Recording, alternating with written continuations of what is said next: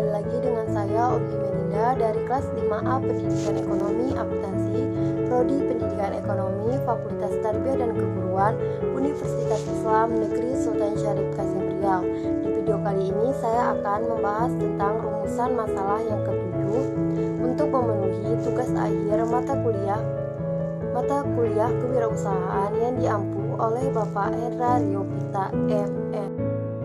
Rumusan masalah yang ketujuh yaitu cara menjualkan suatu produk. Sebelum kita mengetahui cara menjualkan suatu produk, terlebih dahulu kita mengetahui pengertian dari keahlian menjual.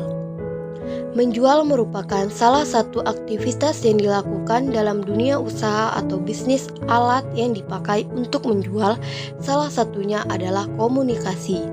Dengan kata lain, dalam konteks bisnis, menjual merupakan bagian dari komunikasi bisnis yang efektif digunakan oleh perusahaan atau pembisnis.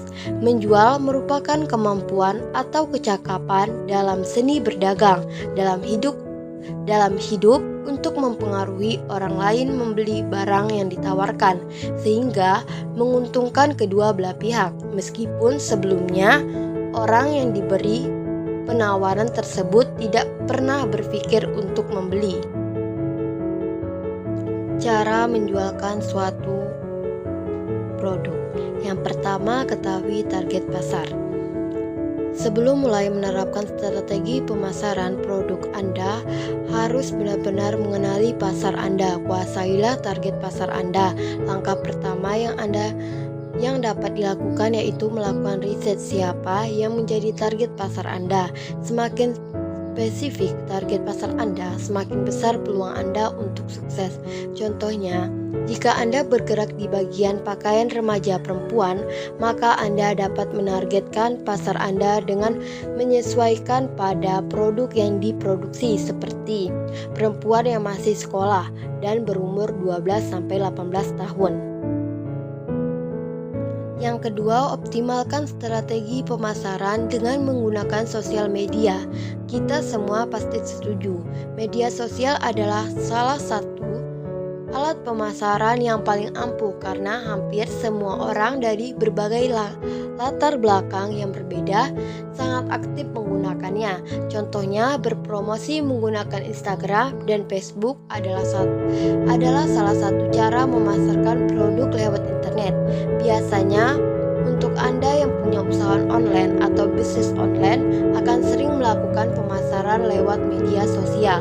Dengan media sosial, perusahaan dapat menjalin interaksi secara luas dengan berbagai kalangan dengan biaya yang murah dan visibilitas atau keterlihatan yang tinggi.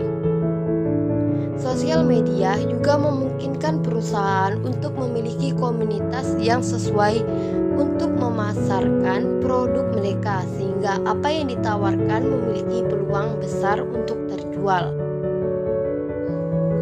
Yang ketiga, menawarkan produk secara gratis adalah salah satu contoh strategis pemasaran yang efektif.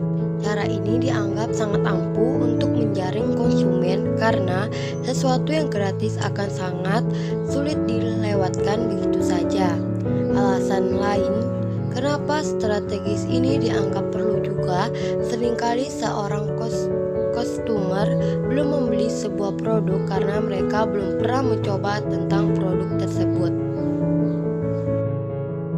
Yang keempat, memilih tempat strategis adalah salah satu cara memasarkan produk yang tepat.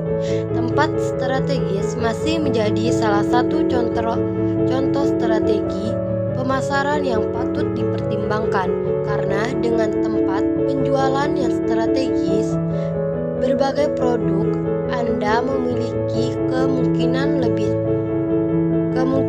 terlihat lebih tinggi dan tentu saja memicu penjualan yang tinggi.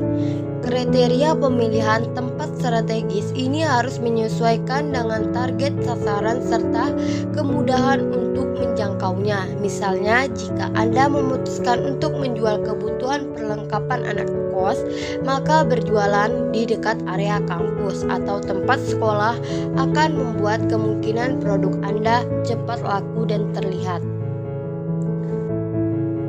Yang kelima, memberi insentif untuk rekomendasi sebuah produk atau terlihat bagus dan dapat dipercaya bila ada yang merekomendasikannya.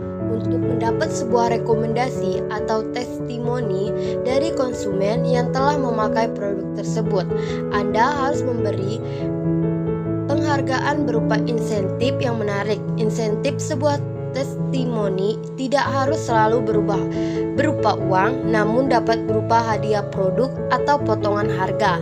Ini adalah salah satu contoh cara juga strategi pemasaran produk yang bisa dicoba.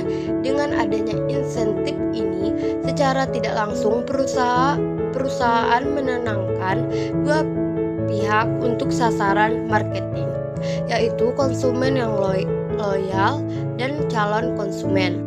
Rekomendasi produk ini kini menjadi strategi pasar yang digunakan hampir semua produk. Yang keenam, menjalin hubungan baik dengan konsumen. Menjalin hubungan yang baik dengan konsumen adalah apa saja yang dilakukan agar produk disukai oleh pasar atau masyarakat. Mengingat konsumen yang loyal adalah sebuah aset penting perusahaan. Mereka telah berulang kali memberi produk Anda dan ikut menyumbang pemasukan secara rutin. Jika tidak ingin kehilangan sebuah pembeli di tengah persaingan banyak produk serupa, maka tidak ada salahnya Anda memberikan penghargaan kepada para konsumen yang loyal terhadap perusahaan. Yang terakhir, manfaatkan teknik pemasaran mulut ke mulut. Strategi promosi langsung dapat dilakukan dengan menggunakan teknik pemasaran mulut ke mulut ini. Dengan cara ini, tim pemasaran Anda berkomunikasi secara langsung dengan konsumen.